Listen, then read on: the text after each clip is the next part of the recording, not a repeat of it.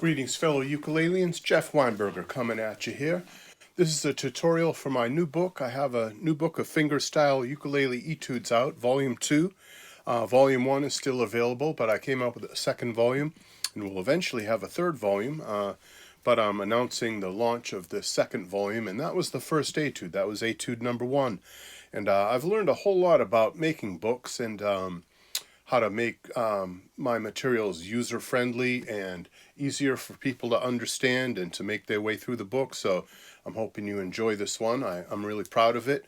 And that first etude, that's really to get students introduced to more fancy chords than maybe they're used to. If you're a beginner and all you do is major chords, minor chords, with the occasional seventh chord, this is getting you into a lot of my favorite chords, which are like minor sevens, ninth chords, major sevens, C add 9, really cool chord. So there's all these nice ones. And also there's a certain picking pattern. There's a pattern that goes like this.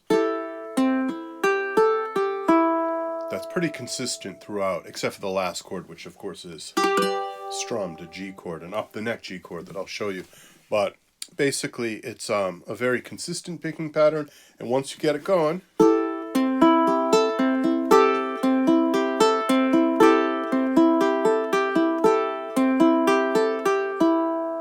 kind of flows. It's a nice one to get down.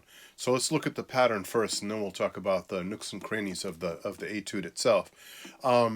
We're pinching with our thumb and our middle finger on the G and A strings, the two outside strings. Then our thumb comes down to the C string. This is very important that you play this note with your thumb and not attempt to do it with your first, second, or third fingers. And that is thumb on the C string, index finger on the E string.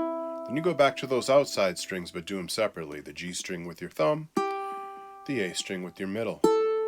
And then finally the G string with your thumb again, but this time the E string with your index.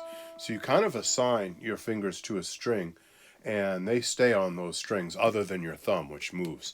And that's very similar to on the guitar. We have something called Travis picking, where your thumb alternates between two bass strings. Well, we kind of can do a similar thing on the ukulele. It's just not bass strings, it's higher sounding strings, but it's the same idea with your thumb moving like this. And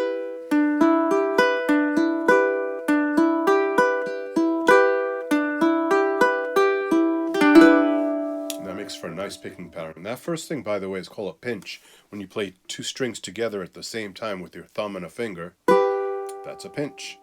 Alright, so you're going to notice that picking pattern pretty consistent throughout the entire etude until the very last bar where you strum a chord. There's E minor 7, easy chord to do, 0, 2, 0, 2. There's A minor 7, the easiest chord in the world, 0, 0, 0, 0. I just pick these chords because I like them. When I compose music, I tend to write things that I enjoy listening to, and these are chords right out of that great American pop songbook of the 60s and the 70s. A lot of minor 7th chords, major 7th chords, a lot of ninth chords, a lot of really cool chords happening in the pop music of the time that I grew up on. You'll hear these same things in jazz music and bossa nova and some other types of music too. But when I wrote this, I was strictly thinking stuff from the 70s, basically. That's where my head was at when I wrote this one. Luckily, it's very easy to play. These chords are not hard to finger, so I won't go through each and every chord. You can look at the diagrams to see that, but I wanted to explain a couple other little details. One of those is I use this word called retardando on there, and retardando is a gradually slowing down. I wanted this to kind of breathe. I wanted this piece to breathe, and so we're going along. Here we are at measure 13, C major 7 on the first page. Beautiful chord by itself. Extremely 70s soft rockish, but then it goes to C add 9, which is up here on the 5th fret, just a one finger chord, nothing too scary, but I say retardando. So what I mean by that is I want you to gradually slow down there. Then the very next measure I have a tempo, meaning back to the original tempo. So if this is the original tempo, you slow down right here. I have a fermata. I have this little bird's eye symbol over the final note of that measure, meaning that you can hold it for as long as you want until you resume the original tempo. So you could do it something like this. I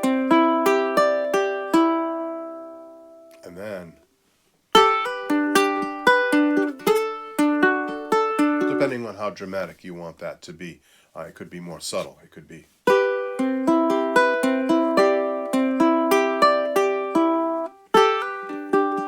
So that you're not leaving a big, huge, dramatic pause there. But you can certainly feel free to let the piece breathe like that. Let's see.